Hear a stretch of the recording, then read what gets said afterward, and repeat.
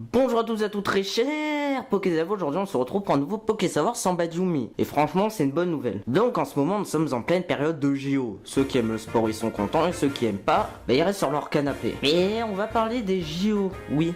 Nous allons faire une sélection des meilleurs Pokémon qui seraient aptes à participer aux JO. Donc je vais faire une sélection pour chaque sport. Bien sûr il n'y aura pas tous les sports et je vais en oublier quelques-uns, donc excusez-moi d'avance. Je vais faire un petit classement et les Pokémon légendaires n'entrent pas dans le classement parce que sinon ce serait bien trop facile. Donc pour se bouger un peu on va sortir dehors.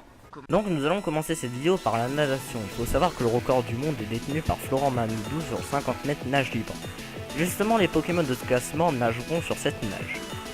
Tout d'abord nous avons Tartare. Il est dit de lui qu'il exécute parfaitement la nage du crawl et du papillon et qu'il est même meilleur qu'un champion olympique. Vraiment sa description nous avantage pour le mettre dans ce classement. Après nous avons Aquaquack. Sa morphologie est très avantageuse parce qu'on peut considérer qu'il a des palmes et des plaquettes.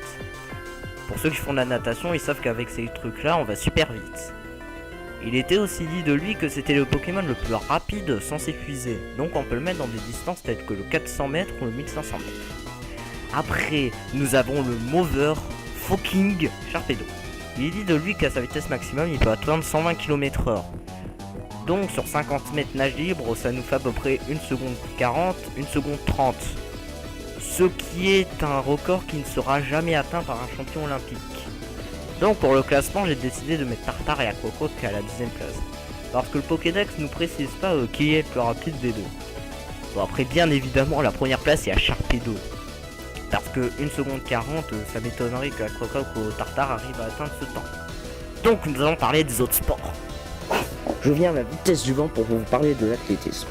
Donc la base de l'athlétisme c'est la course. Donc les Pokémon suivants vont être évalués sur le 100 mètres qui est pour moi la distance la plus représentative des sprinteurs même s'il existe le 60 mètres. Les Pokémon suivants vont être évalués selon leur base stat en vitesse, car oui dans leur description il n'est pas dit à quelle vitesse ils vont ou leur kilomètre/heure. Ça a été plutôt embêtant pour faire ce classement. Tout d'abord nous avons Amphinobi. Il est dit de lui qui court aussi vite qu'un ninja. Donc là déjà on se dit qu'il est plutôt rapide. Quand on voit ses bases vitesse c'est pas dégueu. Il a 122 de base stat en vitesse.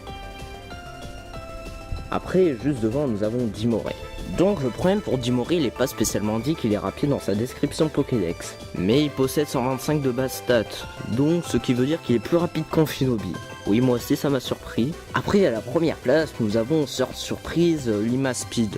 Et alors, comme Dimoré, il n'est pas spécialement dit qu'il est rapide, mais il a 125 de base stat en vitesse, donc comment dire qu'il défonce ses concurrents. Après, bien évidemment, il y a des méga évolutions qui sont bien plus rapides, mais j'avais pas envie de les mettre dans le classement.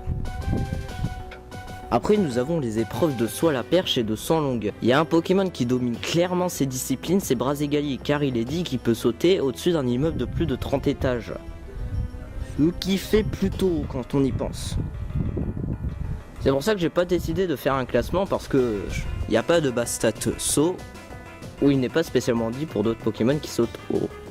Pour les disciplines de lancer en général, il y a un Pokémon qui domine ce domaine, c'est Macognure. Car il est dit qu'il peut déplacer n'importe quelle masse, donc on peut facilement déduire qu'il peut lancer un disque ou un javelot ou un marteau très loin. Donc à la vitesse du vent, je vous quitte pour parler d'un autre sport. Et bah oui, comme j'ai expliqué tout à l'heure avec l'athlétisme, il y a un Pokémon qui domine les sports où il faut de la bonne détente, qui sont le basket, le volley, le handball, le badminton.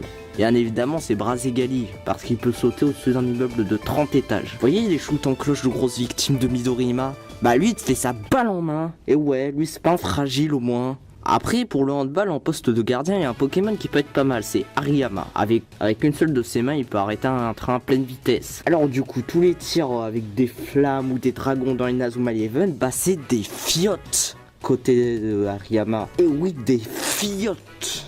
Je le dis haut et fort. Avec ma détente, je vais vous parler des sports de combat. Et ouais, on va se parler des sports de combat. De la détente, je ne pourrais pas faire de classement. Parce que chaque Pokémon représente un sport. Taignon qui représente la boxe, Capoeira pour la Capoeira, Brutalibré pour le catch par exemple. Mais par contre, j'ai décidé de vous faire un classement sur l'haltérophilie. Tout d'abord, à la 3ème place, nous avons Scarino. Il est dit dans le Pokédex qui peut soulever et jeter 100 fois son poids. Donc avec des calculs très poussés, On en revient au résultat qui peut soulever 5400 kg, ce qui est déjà beaucoup. Après, à la deuxième place, nous avons Ariyama. Il est dit qu'à la force de son poids, il peut soulever un camion de 10 tonnes. Avec des calculs également très poussés, on arrive au résultat qui peut soulever 10 000 kg. Après la première place, bien évidemment, nous avons Makonur qui peut soulever n'importe quelle masse. Donc on peut en déduire forcément qu'il aura le meilleur record. Regardez ma technique.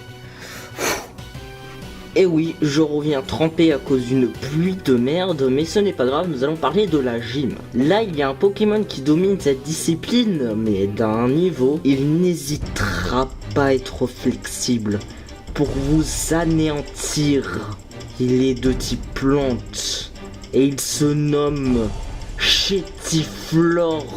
Oui, ce truc-là peut être champion olympique. Bah, c'est vrai qu'au vu de son design, ça m'étonne même pas. Il est tellement fin. Il le dit aussi dans Pokédex qu'il est flexible.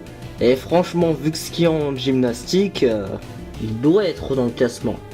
Après, au barre asymétrique, il y a Capidextre qui peut se pointer parce qu'il est agile avec ses mains. Et au trampoline, je vais pas vous faire de dessin, c'est Brazegali. Mais il y a Masco qui peut quand même légèrement rivaliser s'il a un peu de chance. Donc ce sera une transition random. Donc nous arrivons au terme de cette vidéo. Vous allez sûrement me demander, ouais, c'est quoi le meilleur Pokémon pour équitation? Mais les mecs, mais chevaucher des galopas, ça va plus vite. 240 km/h, c'est pas mal quand même. Bah, par contre, faites attention à pas avoir le feu au cul non plus. Donc nous arrivons au terme de cette vidéo. Oui, pour le tir à l'arc, j'aurais pu parler de la prétendue évolution de Brindibou, mais elle est pas officielle, c'est ça le problème. Donc forcément, j'aurais oublié des sports et je m'en excuse d'avance pour ceux que ça gênerait.